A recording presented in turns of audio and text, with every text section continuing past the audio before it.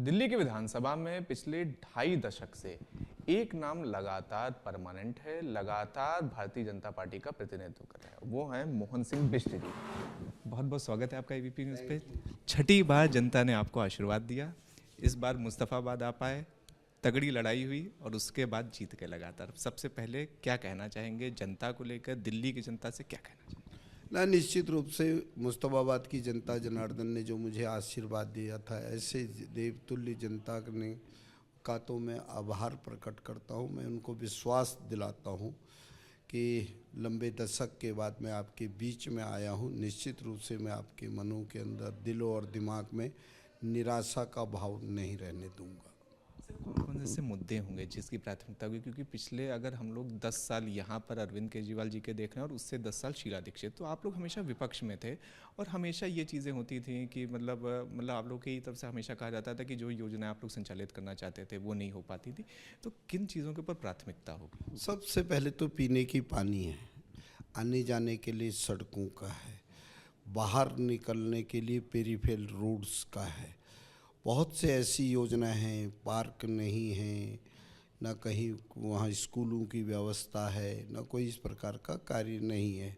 लेकिन मैं आपके चैनल के माध्यम से भी लोगों को विश्वास दिलाता हूँ, मेरा 25 साल का अनुभव का लाभ मेरे मुस्तफाबाद की जनता को ज़रूर मिलेगा। इन कामों को मैं करके दिखाऊंगा।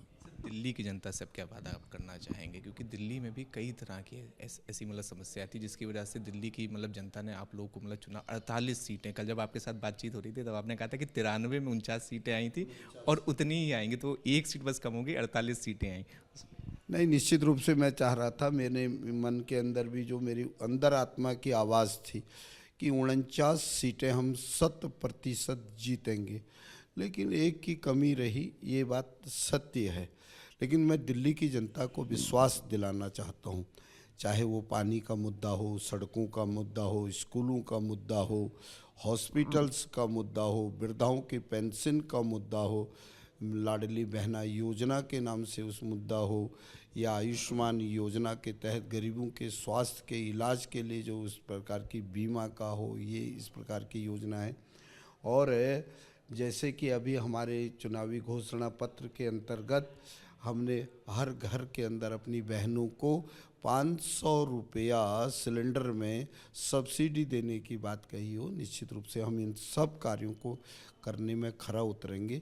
दिल्ली एक ऐसी दिल्ली बनाएंगे कि वास्तव में जो जिसमें कहेगा कि हम दिल वालों की दिल्ली है, वो बनाने का हम काम करेंगे। आपसे प्रदेश स्तर के पूरे आप नेता हैं बीजेपी के, जब हम लोग दिल्ली के जब हम लोग मुद्दे देखते हैं तो उसमें यमुना की सफाई एक बहुत बड़ा मुद्दा आता है, जनता से भी जुड़ा हुआ, पूरी दिल्ली का वो मुद्दा है। और खास तौर से अगर हम लोग यहाँ पर पूर्वोत्तर दिल्ली की भी अगर बात करें तो यहाँ पर भी कि जिस तरह से यहाँ पर पूर्वांचल के लोग हैं, छठ मैया का त्यौहार मनाते हैं, तो यमुना की सफाई पर क्या आश्वासन आप देना चाहेंगे? ना, निश्चित रूप से जो 1993 से लेके 1998 तक जो हमने वहाँ ट्रीटमेंट प्लांट लगाने थे, उन ट्रीटमेंट प्लांट को लगाएंगे। यमुना मैया की गंदगी को ज़रूर दूर करेंगे।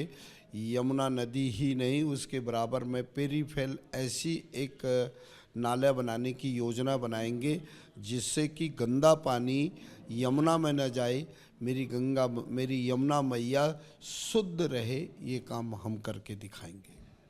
बस आखिरी सवाल कि कल जब से इतना प्रचंड बहुमत मिला है, तो अब लगातार यही लगातार सवाल किया जा रहा है कि अब अगला मुख्यमंत्री कौन बनेगा। आपका भी उस पूरी रेस में नाम चल रहा है और भी कुछ देर पहले एक कहते खबर आई कि आपको भी गृह मंत्री जी की तरफ से बुलाया गया, क्या कहेंगे? नहीं, निश्चित रूप से गृह मंत्री जी से मेरी बात हुई थी, वैसी बात हुई थी। ये अफवाह है कि मुझे गृह मंत्री जी ने बुलाया है।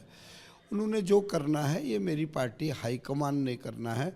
जो भी बनेगा वो कमल के फूल वाला ही मुख्यमंत्री बनेगा, दूसरा कोई नहीं बनेगा, ये मैं आपको विश्वास दिलाता हूँ। अरविंद केजरीवाल का अब क्या होगा? आप लोग ने ये कहा था कि अगर कि जब सरकार बनेगी तो जेल भेजेंगे जितने भी लोग भ्रष्टाचार के अंदर आरोप थे, लिप्त थे, क्या? देखिए, जेल भेजना ना भेजना ये तो न्यायिक प्रक्रिया है और हम केजरीवाल साहब से नहीं, हमारी तुलना उनसे नहीं। केजरीवाल की कोई विचारधारा नहीं है, केजरीवाल कोई राजनीतिक नहीं है, वो तो एरोग्रेट टाइप का आदमी है। वो तो खुद विधानसभा के अंदर कहता था मैं ही दिल्ली का सब कुछ हूँ। जितना दिल्ली का बेड़ा गर्क केजरीवाल साहब ने किया उतना आज तक कभी नहीं हुआ। ये पूरे इतिहास के अंदर है।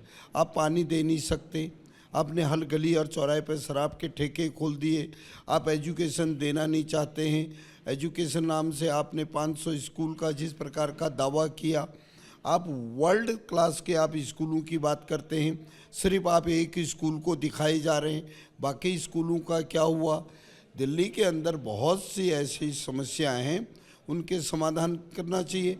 जहाँ तक रही दिल्ली में रहने वाले प्रवासियों की बात, आपने रोज़गार के लिए कोई काम नहीं किया, ना कोई ज़मीन आपने अलॉटमेंट कराई, ना किसी क्षेत्र में आपने उनको चिन्हित किया कि जिससे इंडस्ट्रीज बन सके, लोगों की रोजी रोटी रोजगार बन सके।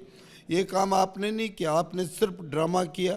आपने बहुत से ऐसे ड्रामा किए जिससे दिल्ली शर्मिंदगी महसूस कर रही थी, और कल के चुनाव के रिजल्ट से अब लग गया है दिल्ली ने अपना ये जवाब दे दिया है।